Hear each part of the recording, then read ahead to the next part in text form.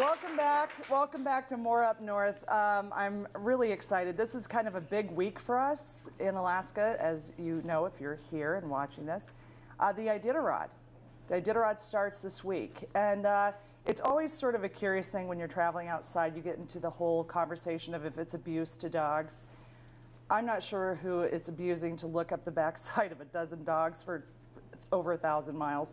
But, you know, in following politics, I'm sort of looking in that direction most of the time anyway. So Will Peterson has come in, and I'm so glad you're here. You've been a volunteer who has worked on the Iditarod for many years, and it's always curious to me to meet someone who came to Alaska to be a teacher, as I'm the product of two parents who were teachers that came up here before I was born. And in 1976, you came up to teach high school in Anvik, and you've mushed dogs on the trail, you've lived in different communities on the trail.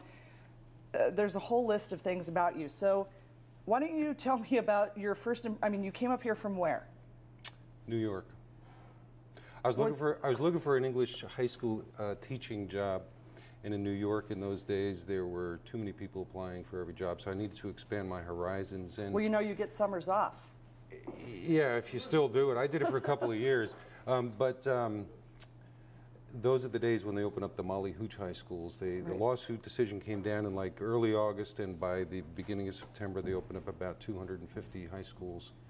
And they did that by not shipping out the kids and hiring people like me to come in, and so that's how I came to Alaska. So very cool. Was it like, here's your ATCO trailer? I mean, was there a court order to really send you up here? Had you done something wrong? Because there's the Google, and I can look you up to see if you got in trouble. No, you go ahead. No, there were no ATCOs. Actually, there was no school. Again, the decision came down in August, and they said we're starting high school in a month. And there was no school, there was no paper, there was no curriculum, there was no desk, there was no classroom, there was no housing for the teacher. It was, you know, I was pretty young. It was pretty exciting. It was wild. It was great. And I got to say, I get back to Anvik just about every year, and those kids who are no longer kids now own the store. They're the chief, they're the mayor. Great friends of mine. Happy to say. And those early education times, I know from my own parents' experience, this is like, you know, it was the frontier. It really was. And to come in from, you know, the East Coast was really something. So tell me about the first time you heard Iditarod. Were you familiar with this before you came to Alaska, or was this like brand new? It was 76, and the race had just started in 73 for the first time. Anvik had two guys, Ken Chase and Rudy Demosky, at the Baskins from Anvik, still very good friends of mine, who had already run the race, and they were going to run the race again that year. And so I started hearing about that. Ken, who ran the race that year and a couple more years, he said, let me take you for a sled dog ride.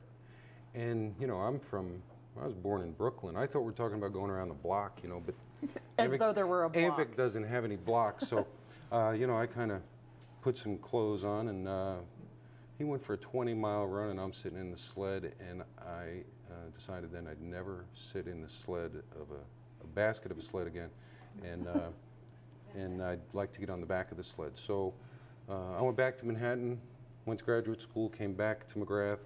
Your graduate school in what, you know, veterinary care? I mean, were you coming back specifically about mushing, or you were just No, education? I went and got a degree at the New School in Manhattan in media studies, and went to work in public broadcasting in those days in McGrath, which the race goes through every year. And I started running dogs, and then because I was interested in the race and I managed a public radio station, I said, I got an idea, let's start covering the race. And we did that for probably, I don't know, 20 years or so. So you covered it then, and you've also worked as a volunteer then along the way, I understand. Yeah, in my first year in Anvik, I was the checker. I was asked to be the checker, and in those days, no phones, no televisions, no clue that there were teams coming. It's totally different than today, obviously. Right. No internet. Everybody's got a GPS. No computers. That's illegal. They cannot have a GPS. You can't? I'm the chairman of the rules committee of the Iditarod and have been for a long time. So you got to do it old school, or go to Canada where they're all wussed out? No, there's very little about that is old school about the Iditarod anymore, but for some reason, and I'm all for using GPSs, but we have a couple of old timers on the rules committee, and as soon as they leave, I'm going to get that thing passed. 71 teams are going to leave here Saturday, and I'm willing to bet 35 of them will have GPSs on them, using them. And they really don't use them to see where they're going because there is just one trail. They use it to basically to see how fast they're going so they can maintain their speed. It's not like they're not going to try to make their team go faster. It's try to slow them down so they don't burn themselves out. I heard this great story from Norman Vaughn once, who became a friend of mine in the last part of his life. And he apparently had taken a wrong turn, and Dee Dee Johnrow was with him. And she said, "Norman, I think we're going the wrong way." And he said, "Yeah, but we're making great time." and I in his mind, he was making great time.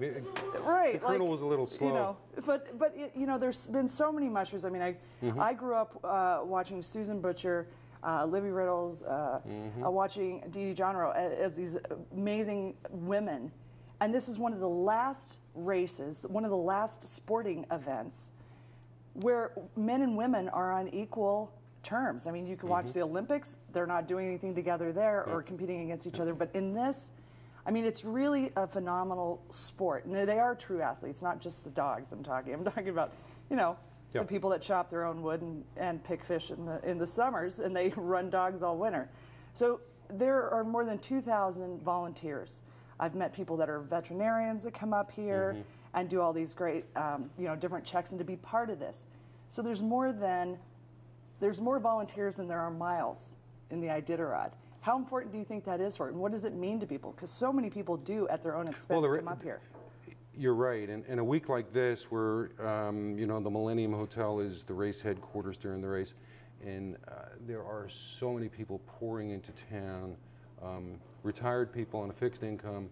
Met a couple. The Iditarod has a store in the lobby of the hotel there, and this retired couple from Iowa have been running that store voluntarily for 7 or 8 years. I think this is going to be their last year. Fixed income. Their plane ticket from Iowa was $1,800 a piece. And I said, "Why do you do it?" And they're, you can, you know, they're the ones with the vest and the patches and 100 pins, and they just, it's a disease. It's a, it really is. And you know, and you need a Eukanuba patch to stop. It's addictive. It really is. Once you get into it up close and have an understanding of what you're witnessing, it's really a powerful experience. And what it all goes back to, I think people forget that this was actually a life-saving run. This wasn't just... Well, you know, the race does commemorate the Serum Run of 1925, there's no doubt about it, but it commemorates several different things, just as equally as the Serum Run. One is all those gold miners. You know, this trail started in Seward, and if you look at some of the newspapers printed back in the 20s and 30s and earlier, there were people walking to Iditarod from Seward. There were people going with 1, 2, and 3 dogs. There were, you know, mail drivers and freight drivers that had 35 dogs in front of them. But that trail through the Alaska Range in those days, before mail planes came into play, was literally a highway.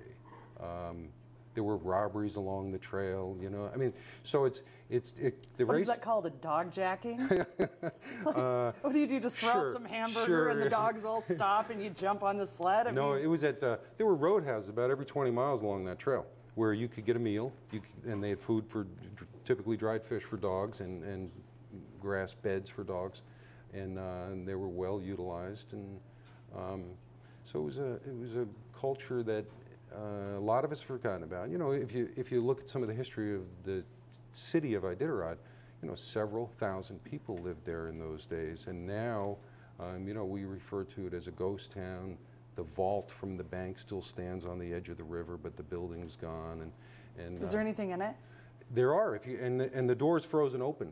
And you know, this year the race doesn't go through Iditarod, it takes the northern route, but there are pieces of receipts still on the floor of the bank, and It's wild. Why we used to be. I could talk about this forever. I know you only have a but few we minutes, can't, but yeah. I gotta go to a break. But thank Yeah. you so much, and we'll be thinking about you when you're out there You bet. working the trail, and people can certainly pay attention online and watch this. If not, Yes, they can. actually go, and Get a see what dog they can team. do. Ruin your life. Thanks so much for coming in. You bet. It was fun. We'll be right back.